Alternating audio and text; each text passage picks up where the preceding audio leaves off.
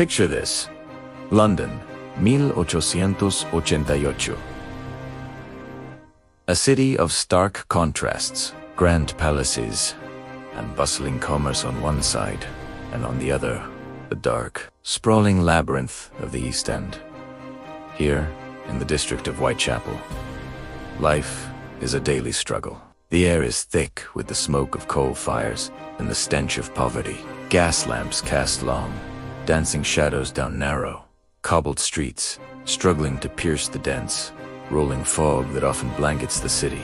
It's a place where thousands are packed into squalid tenements, where desperation is a constant companion, and where danger lurks in every unlit alleyway. It is out of this fog, out of this desperation, that a nightmare will be born. A phantom who will terrorize the city, baffle the police, and create a legend so terrifying it will echo through the centuries. Yes, no face, no confirmed name, but history will know him as Jack the Ripper. The story begins in the early morning hours of August 31st, 1888. A carter walking to work down Bucks Row, a dark back street in Whitechapel, discovers the body of a woman. She is Mary Ann Nichols, known as Polly. At first, it seems like just another tragic death in a neighborhood accustomed to violence, but the police surgeon's examination reveals something far more sinister. This was no ordinary attack.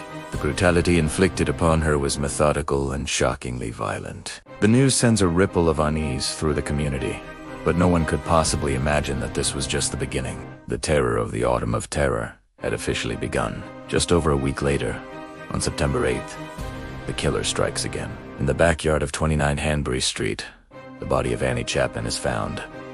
The scene is even more gruesome than the first. The killer's ferocity has escalated, and his methods are becoming horrifyingly clear. He targets vulnerable women in the dead of night, striking with terrifying speed and precision. Panic begins to grip London. The newspapers, a booming industry at the time, seize upon the story. Sensational headlines scream from every newsstand, fueling public fear and fascination.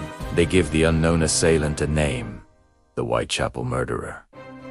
The police are under immense pressure. Scotland Yard, the heart of London's Metropolitan Police, deploys hundreds of officers to patrol the streets. They conduct house-to-house searches, question over 2,000 people, and follow every lead, no matter how flimsy. But the killer is like a ghost.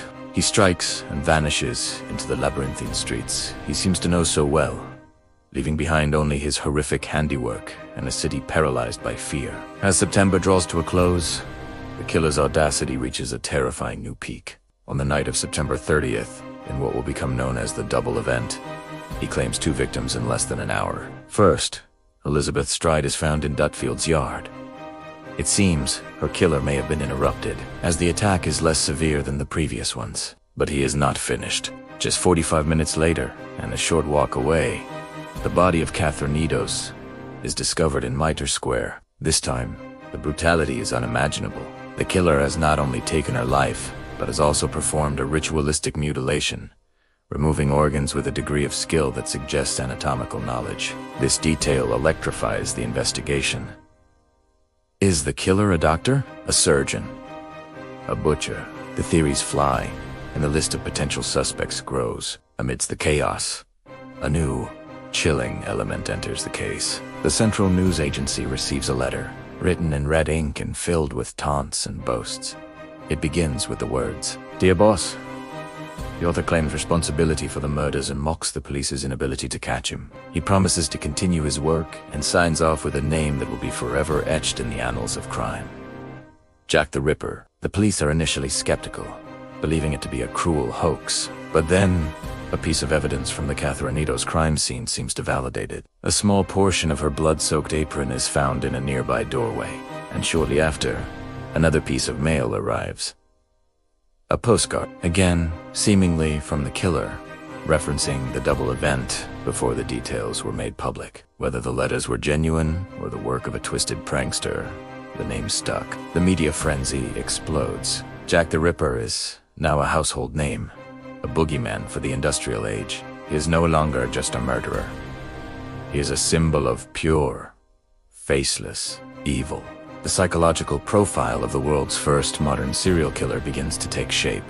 He is clearly intelligent and cunning, able to move through the city's most heavily policed areas without being seen. He is daring, operating in public, albeit secluded, spaces. His attacks suggest a deep-seated rage, particularly directed at his victims, who are all women from the fringes of society. The surgical precision seen in some of the murders leads many to believe he has medical training. This creates a terrifying image. A man who could be a respected member of society by day and a monster by night. T's duality, the idea of a killer hiding in plain sight, adds a new layer of psychological terror to the case. Everyone becomes a suspect, and trust within the community completely erodes. Vigilante groups form, patrolling the streets themselves, often clashing with the police and adding to the general chaos. The final, and perhaps most horrifying, chapter of the Autumn of Terror unfolds on November 9th, 1888. Mary Jane Kelly, the Ripper's youngest victim, is found in her own small room at 30 Miller's Court. This time, the killer was not rushed. He had the privacy and time to unleash the full extent of his depravity. The scene that greets the police is so horrific that seasoned officers are left shaken and ill. It is a level of brutality that defies description. This final, terrible act seems to be the killer's gruesome crescendo. And then, silence after the murder of Mary Jane Kelly. The slayings that fit the Ripper's distinct patterns simply stop. The fog of fear begins to slowly lift, but it's replaced by a fog of mystery. Where did he go? Did he die? Was he arrested for another crime? Or did he simply choose to stop? The questions hang in the air, unanswered. With the murders over, the search for the man responsible only intensified. The list of suspects, both then and now, is long and varied, reading like a cast of characters from a Gothic novel. There was Montague John Druitt, a barrister and schoolteacher whose body was found in the River Thames shortly after the last murder, leading to speculation that he was the Ripper and had taken his own life. Then there was Surin Kalasowski, also known as George Chapman, a Polish immigrant who was later convicted and executed for poisoning 3 of his wives. Even Queen Victoria's own surgeon was whispered about in some circles. Aaron Kazminski, a Polish Jewish immigrant who worked as a hairdresser in Whitechapel and suffered from severe mental illness, has become a prominent suspect in recent years, particularly after a controversial DNA analysis of a shawl said to have belonged to Catherine Ede. Each suspect has compelling arguments for and against their guilt, but no definitive proof has ever been found for any of them. The police files remained open, but the trail grew colder with each passing year. So why, over 130 years later, are we still so captivated by Jack the Ripper? It's because his case represents the perfect storm of historical intrigue. It was the first major international media sensation, with newspapers across the globe reporting on the manhunt. The crimes highlighted the shocking social inequalities of Victorian London, forcing the public to confront the brutal reality of life in the city's slums. It forever changed police work, leading to the development of more modern forensic techniques and criminal profiling. But most of all, the mystery endures because it was never solved.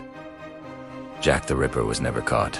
He was a killer who emerged from the shadows, held an entire city in his grip, and then vanished back into them, leaving behind nothing but a handful of horrific crimes, a chilling nickname, and a mystery that continues to haunt us to this day. He is the ultimate unknown, a blank space in the history books that we continue to try and fill. The dark alleys of Whitechapel still hold their secrets, and the ghost of Jack the Ripper still walks in the London fog.